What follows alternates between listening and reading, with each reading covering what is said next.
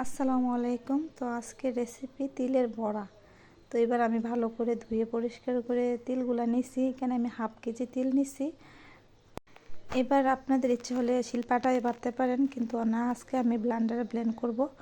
তো এখানে ব্লেন্ড করে নিলে খুবই সহজভাবে আপনারা বড়াটা বানিয়ে নিতে পারেন, খুবই তাড়াতাড়ি অল্প সময়ের মাঝখানে। তো এখানে আমি একটা ঝগ নিয়ে নিছি ব্লেন্ডারে। তো এখানে আমি দিয়ে দিলাম বড় একটা আস্ত রসুন। তো সাথে দিয়ে দেব একটা পেঁয়াজ, সাথে শুকনা মরিচ আমি আগে থেকে কিছুক্ষণ ভিজিয়ে রাখছিলাম। তো এখন দিয়ে দিলাম। তো সাথে দিয়ে দিলাম শীতল, ভালো করে ধুয়ে নিচ্ছি। তো এখানে আমি ব্লেন্ডারে ব্লেন্ড করে নেব আর কি। তো দেখেন কত সুন্দরভাবে আমার ব্লেন্ড হয়ে গেছে। এখানে একটা হাঁড়ি নিছি। তো বড় একটা পেঁয়াজ কুচি আমি দিয়ে দিলাম, সাথে দিয়ে দিলাম রান্নার তেল। তো আপনারা এইভাবে করে নিতে পারেন। অনেকজনে আবার কি করে, আপনারা শুধু আমি যেই বাটাটা করছি এই বাটাটা শুধু কুমড়ো পাতায় দিয়ে ভরা বানিয়ে ফেলে, পরে ভেজে নেই। তো আমি পরেও ভাজবো, আগেও একটু হালকা ভেজে নিতেছি, কারণ কোনো কাঁচা কোনো গন্ধ আসবে না। তো সাথে আমি লবণ দিই নাই, তো পরে আমি লবণ দিয়েছি। স্বাদ মতো লবণ, হলুদ আর কাঁচামরিচ কুচি, ধনিয়া পাতা কুচি দিয়ে ভালোভাবে আমি এটাকে দেখেন ভেজে নিছি। তো এই পর্যায়ে কিন্তু আমার ভাজা শেষ হয়েছে। ক্যামেরার বাইরে আমার হাতে অল্প সময়, তার জন্য সাথে কিন্তু আমার কুমড়ো পাতা অবশ্যই লাগবে। তো কুমড়ো পাতাগুলো আমি নিলাম। তো এখানে ভালো করে ধুয়ে পরিষ্কার করে নেব। তো দেখেন কত সুন্দরভাবে পরিষ্কার করে নিছি।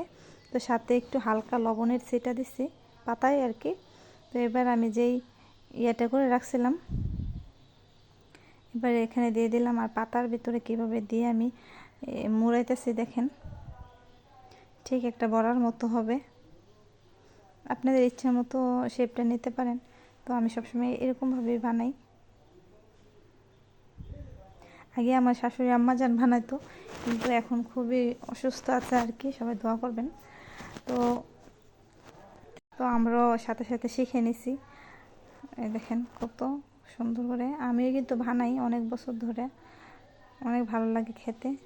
তো যারা নতুন তারা মানে ভাবতেছেন যে না, এই একটা মনে হয় তেলে দিলে মানে পাতাগুলা ছিঁড়ে যেতে পারে বা ক্ষয়ে যেতে পারে। তো তারা কি করবেন, একটা সুতা দিয়ে হালকা মুড়ে নেবেন, যারা নতুন আর কি তাদেরকে বলতেছি। পুরানটা তো সবাই জানেনি কীভাবে করতে হয় তিলের বড়ার রেসিপি। তো দেখেন কত সুন্দরভাবে আমার ভরা সবগুলো বানিয়ে ফেলছি। তো এখানে আমি চুলায় চলে আসলাম, মাটির চুলায় আর কি। তো একটা হাঁড়ি বসাই দিছি, দিয়ে দিলাম রান্নার তেল।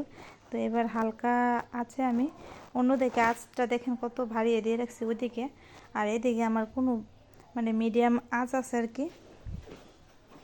এবার ভালো করে ভেজে নেব। আমরা কিন্তু অনেকে কষ্টের জন্য আমরা এই বড়াগুলো বানাই না, কিন্তু আমাদের খেতে কিন্তু ইচ্ছে হয় যে না, তিলের বড়া বা শুটকির বড়া খেতে অনেক ভালো লাগে। তো আমরা খাই না, কিন্তু এভাবে করে নিলে কিন্তু বেশি আপনার টাইম লাগে না।